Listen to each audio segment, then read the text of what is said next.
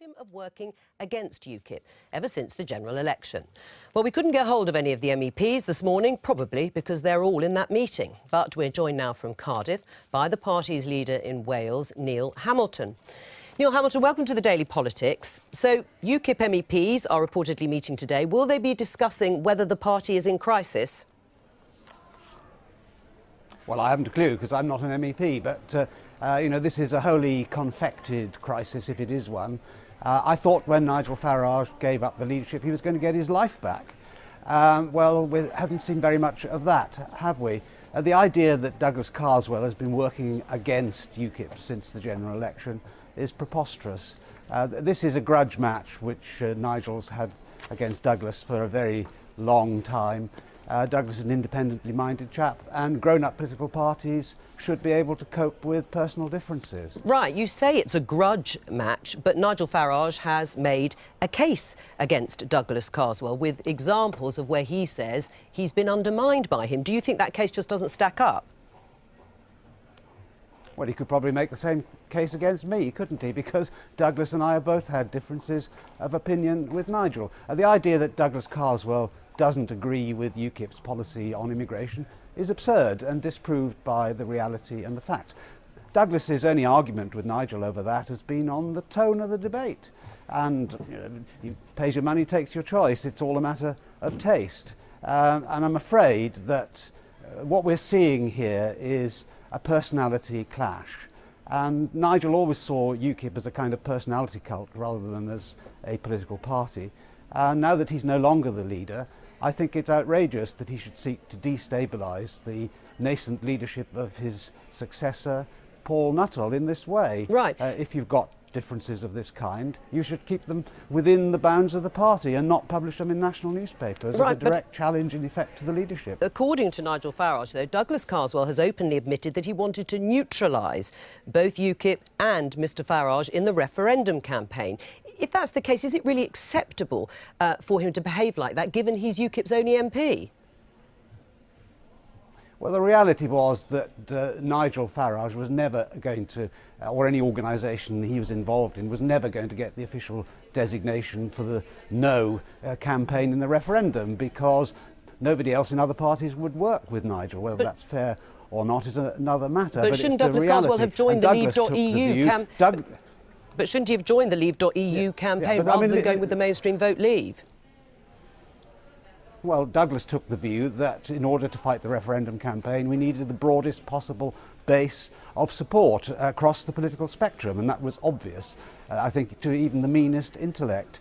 And that's exactly what happened. That's why Vote Leave got the designation. I mean, Leave.eu and Nigel played a massive part in getting the referendum result that we got. But I don't believe that we could have had an effective no campaign if Leave.eu had got the designation, because so many other people wouldn't work with them. That's the reality. But what about the email trail in terms of the knighthood or the peerage that Nigel Farage is supposedly wanting and had asked for Douglas Carswell to bid on his behalf? Does the email trail not show that he did everything, Douglas Carswell, to stop that happening? No, it's not a peerage for Nigel Farage that we want. It's peerages for Ukip. We've got 4 million votes in the last general election and only got one MP elected. Last night in the House of Lords, you had 100 Liberal peers voting against the government and against Brexit. But wouldn't he be a good contender, Nigel Farage, as the former leader of the party? So the House of Lords is a hugely... No, yeah, of course, Nigel would be top of the list, but it mustn't be seen in these personality terms. It's Ukip as a political party that deserves these peerages, and yes, I would say Nigel deserves a peerage. In fact, I've said he should get a dukedom for the role that he's played in getting us out of the EU as the most important ingredient in the long-term campaign to achieve this result. Right. But I think all this pettifogging nonsense about a meaningless bauble like a knighthood is just making him look ridiculous. Right. What about the NEC? Because it's the ruling executive that will make the decision about Douglas Carswell's future. What do you think they'll do? Because Douglas Carswell probably has enemies on the NEC. It's not just Nigel Farage he disagrees with. Yeah, I mean, the issue is did Douglas try to stop UKIP getting peerages that it deserves? And the answer to that is unambiguously no, in my view. I know Douglas well enough to be able to say that with confidence. So I'm not expecting there to be any repercussions for Douglas from the NEC. I don't know, obviously, what evidence, so-called, is going to be put in against him, but we'll see. Neil Hamilton, thank you very much. So the decision over Douglas Carswell's future lies with the party's National Executive Committee, as I've said, and we're joined by a member of it, Liz Jones, right now. So are there disciplinary proceedings underway for Douglas Carswell?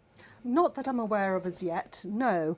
And we have to take a very pragmatic approach with regard to the difficulties between Nigel and Douglas, because in May of this year, there are going to be the local council elections, and our focus must be upon presenting unity, good local policies, strong candidates and a solid foundation so that the public will vote for UKIP again. Who do you blame then for this grudge match, to use Neil Hamilton's words, this sort of battle between these two men?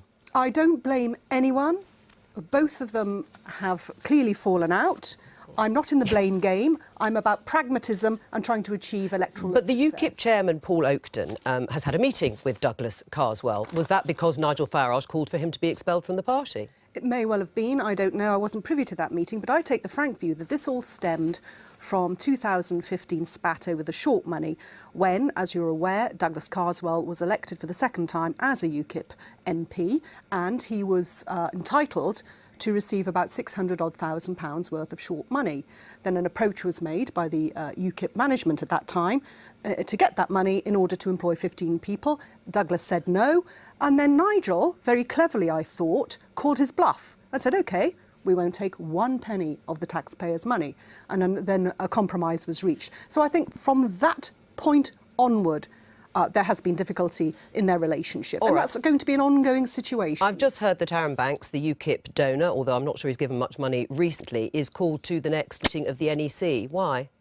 He's being allowed to attend the next NEC meeting because he wants to make a financial and management pitch to the party as to his future proposals for the party. He said he's going to stand against Douglas Carswell in 2020, so that would seem a fairly hostile act. Oh, I think it's just puff and hot air. It's drama. It's just drama. I wouldn't give it much weight. But what Douglas needs to do, he needs to be in place. He needs to be focusing on the May local elections because in Tendring District Council, where he is based, we have over 20 UKIP councillors. So is Aaron Banks bidding to be chairman? He may well be. I think that's his aim. He would like to be chairman, and he's going to come and pitch to us his management strategy and his financial strategy for the future of the party. Right. Is Douglas Carswell still an asset to the party? I would say, as I said earlier, I'm entirely a pragmatist. But is he an asset to the party, in your view? In my view, he is an asset until we find out what the results are of the local elections in May 2017. As I said earlier, in his area, in Tendring, there are over 20 UKIP councillors. I would hope that we will improve on those numbers and improve generally throughout Essex. So it's a test. I mean, it's a test always for all politicians. Is he going to be invited to this meeting of the NEC? Yes, he's going to be invited. Where Aaron Banks is going, Douglas Carswell? Yes. Oh, right. So they're all going to be at this meeting? Yeah, I think he should be there to hear what Aaron says. Right. You're going to invite him, are you? Well, he should be there. He's our parliamentary representative. He's entitled to come along. Was it a sort of sign of betrayal when Douglas Carswell joined Vote Leave, the official campaign to leave the EU, rather than Leave.eu? Well, from what I remember, casting back through my memory, I understand that Vote Leave was actually the first launched body, because I remember they set up a huge telephone call centre in Westminster. So they started first. Then you had Aaron Banks started with In the Know. Sure. Then that became Grassroots Out. Then that became Leave.eu. I mean, I know the history, yeah, but for sure. Was it a betrayal of Douglas Carswell to join Vote Leave rather than Leave.eu? Well, it's his choice. I wouldn't say it's a betrayal. I know that, but how is it viewed in the party? Well, as I say, I take an entirely pragmatic choice and view of things.